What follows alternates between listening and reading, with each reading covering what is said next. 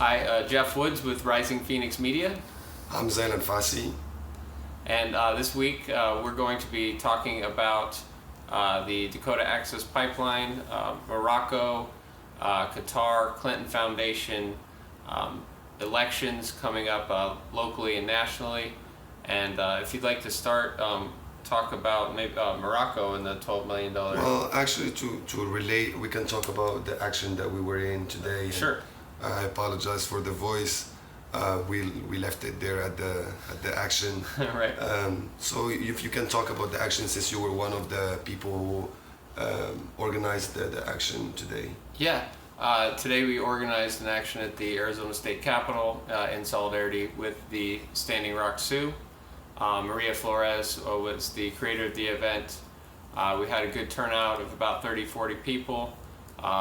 We marched for almost 3 hours, and we're all throughout downtown Phoenix. And that's it was a successful action, and I think so. we got in front of a lot of people. Last night there was also a big action with the Anonymous Million Mask March. During that action, we were there in solidarity with the Standing Rock Sioux.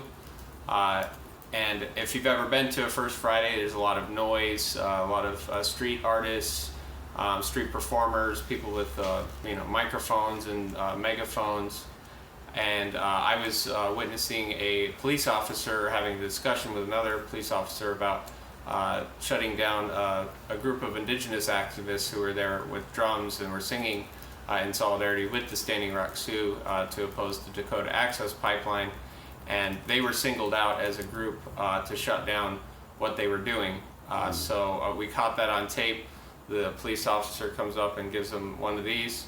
And later we ran into the Million Mask March, a group of activists, and we went back to the same spot where the police had harassed and kicked off the indigenous activists, and they performed again with a circle of activists, primarily from the anonymous group.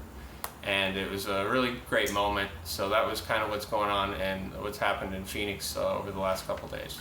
But just to tie it to the whole struggle of indigenous people in the North Dakota in the last month and more, we just want to talk about how the result is not worth the price. I saw that somewhere around today on the internet.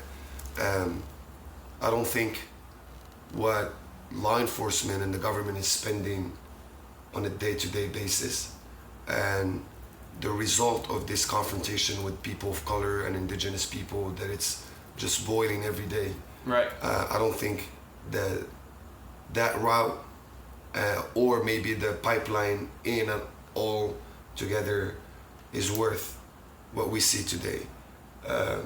But from the bright side, from the people's side, we are happy that something like this is happening, because we see the unity and the solidarity of people from within the U.S. and across the world. Oh yeah, you've seen it in Mongolia. I mean, Yeah. solidarity actions in Mongolia Yeah. and indigenous people from all over the world. And this week there was more brutality and savagery committed against indigenous people during a water ceremony. And they were pepper sprayed, shot with rubber bullets, tear gassed. They were harassed with boats. There was 4 police boats, probably about 60 police officers, and people were just being peaceful. There's actually an activist, journalist and activist, who was shot in the face while she was peacefully standing there. And I believe her name is Erin Schroeder, and she it's just amazing what the police are getting away with there, and it's amazing how brave the people who are at Standing Rock are standing up to all this.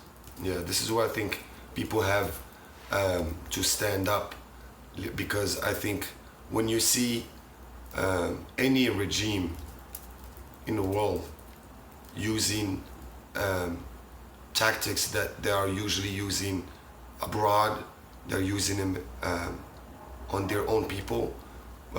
we have to realize that that regime or that system is not thinking rationally. So I think it's the time to break through and make our voice heard, especially in my own humble opinion. I think that the system is confused as well because it's using drastic measures that are caught on camera used against Americans.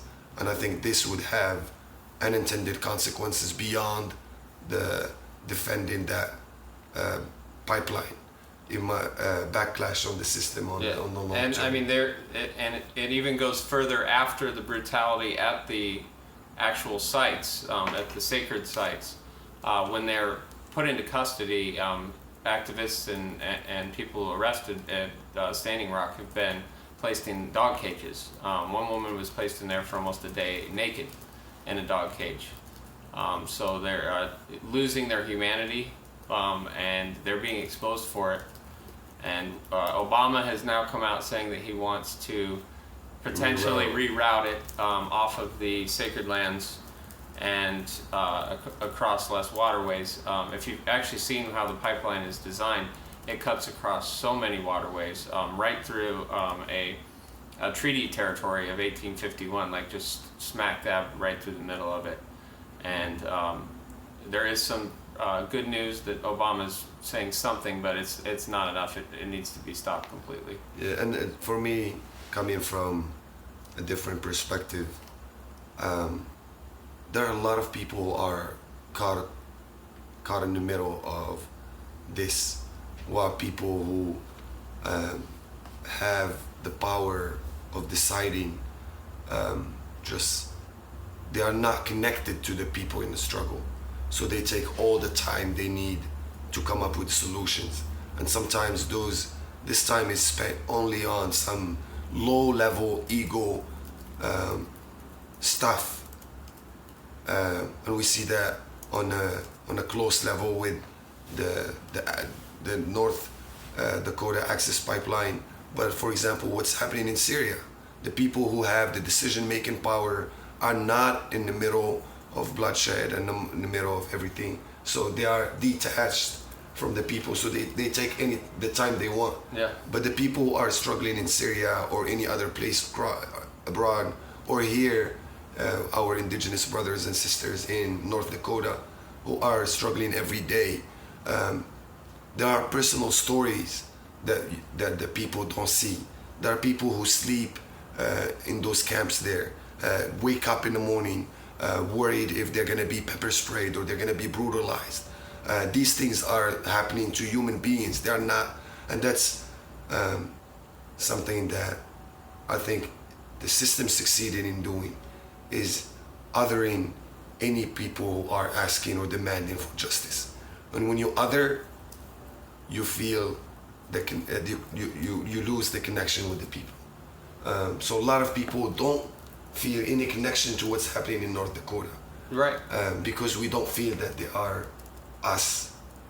Yeah, It's the other. and especially when it comes to our elected officials, like Absolutely. Obama saying we're going to see how it plays out, and Hillary Clinton refusing to pick a side at all, Exactly. and saying that she wants all for all sides to be heard, and for there to be a compromise that works out for economic and environmental and sacred issues. But I think the only solution is to shut it down completely.